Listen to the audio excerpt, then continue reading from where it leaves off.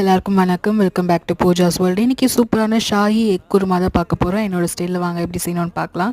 இதுக்கு கடாயில் எண்ணெய் ஊற்றிட்டு நான் 3 வெங்காயம் ஸ்லைஸ் பண்ணி வச்சுருக்கேன்.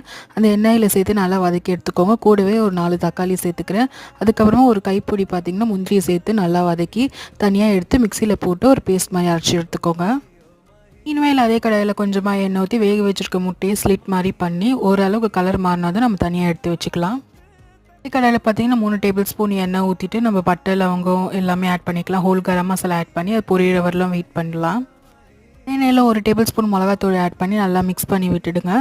நல்லா மிக்ஸ் பண்ணதான் நம்ம அரைச்சி வச்சுருக்க வெங்காயம், தக்காளி, முந்திரி பேஸ்ட்டு இது கூட ஆட் பண்ணி நல்லா கொதிக்க விடுங்க.